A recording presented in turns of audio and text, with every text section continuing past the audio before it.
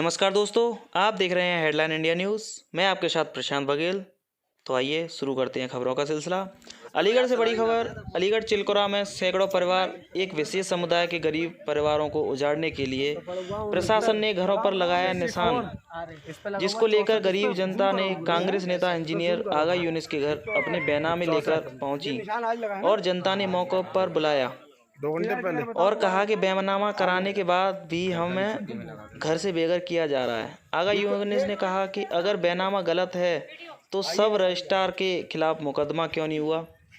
जिस व्यक्ति चौबे सिंह ने सबको बैनामा किया उसकी संपत्ति जब्त कर इन लोगों को गरीब में खर्च पैसे ब्याज समेत क्यों नहीं दिया गया। लोगों ने जमीन खरीद में सरकार को स्टाम्प शुल्क दिया, फिर भी इन लोगों ने सरकारी जमीन बताकर इन्हें सरकार हटाना चाहती है। कांग्रेस नेता इस वक्त मेरे पास अलीगढ़ के गरीब लोग, अत्यंत गरीब लोग, उसमें तमाम महिलाएं हैं जो लोगों के घरों में काम करती हैं। इन्होंने अपने मेहनत से, मजदूर वर्ग है, अपनी मेहनत से, खून पसीने की कमाई से दिन दिन मेहनत करके अपने रुपए इकट्ठा करके और किसी तरह से इन्होंने छोटे छोटे ज़मीन ली और उस पर छोटा छोटा मकान बनाया। उस ज़मीनों पर जो मकान इन्होंने बनाया, बैनामा कराया है, इनके सबके पास बैनामे हैं। जो सरकार के जो रजिस्ट्रार डिपार्टमेंट है उसके तहत ये बैनामे हैं और सरकार इसके अंदर उस ज़मीन पर जिस नंबर में वो बताती है कि 48 नंबर में ये गौचारे की ज़मीन है, उसके इतर जिनके पास 47 नंबर और 46 नंबर में जिन लोगों ने जमीनें ली हैं, उनके घरों तक पे वहां की लेखपाल बिना किसी जांच पड़ताल के घरों पर नंबर लिख करके लाल रंग का निशान अंकित करके आई है। इससे पूरे इलाके में, क्वासी बाईपास इलाके में ग्राम चिलकोरा का मामला है, पूरे इलाके में लोग दहशत में हैं और ये गरीब महिलाएं, आम लोग, ये जो बेचारे लोग गरीब लोग हैं, ये बेहद परेशान हैं। मैं कहना चाहता हूं जो जमीन सरकार की नहीं है उसमें उन्होंने निशानदेही कैसे की, एक 47 नंबर भूमि है या 46 नंबर की। दूसरा, और जो सरकार की भूमि है उसमें चौब सिंह जो ठाकुर दास का बेटा था उसने इन लोगों को बैनामा कराया है, जो पता चल रहा है, और बैनामा किया है, सबके बैनामों में है। इनके साथ धोखाधड़ी किसने किया? चौब सिंह और चौब सिंह के परिवार ने किया।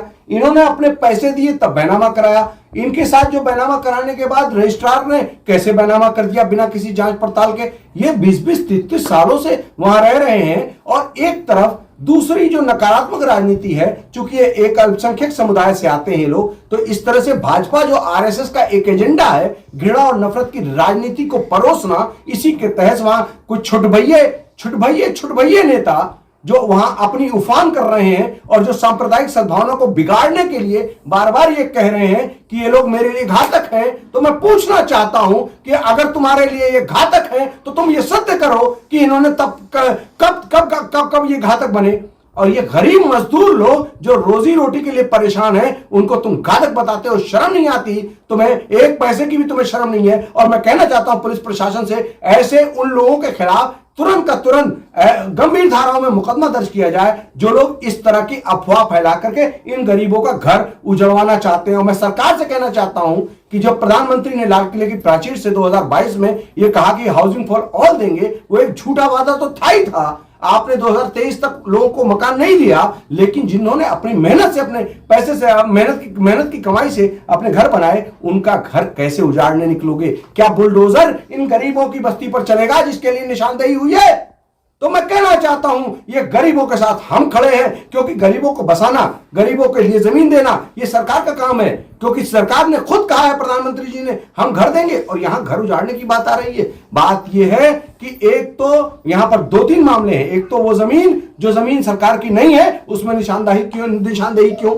दूसरा, जो मान लीजिए सरकार की जमीन है और इनके साथ धोखाधड़ी हुई और धोखाधड़ी करने वाला भी आपके सामने मौजूद है, उसके खिलाफ कार्रवाई नहीं हो रही है, और सरकार के विभाग के खिलाफ जो रजिस्ट्रार है उसके खिलाफ अब तक कोई मुकदमा नहीं है, तो इनके घर पर निशानदेही क्यों? तो मैं ये कहना चाहता हूं कि जो सरकार की भूमि है, उस सरकार की भूमि में वो जगह जो है जिसने बेचा उसकी संपत्ति जब्त की जाए, उस रजिस्ट्रार की संपत्ति जब्त की जाए जिसने इसका बैनामा कराया, और इन लोगों को उतनी जमीन और मकान बना के दिया जाए। ये सरकार का दायित्व बनता है, ना कि इनके घरों को बुलडोजर चढ़ाया जाए। अगर ऐसा कुछ होता है कि इनके साथ न्याय नहीं होता दिखता और इनके साथ अन्याय होता है, तो कांग्रेस पार्टी पूरा जमीन पर हम लोग बता देना चाहते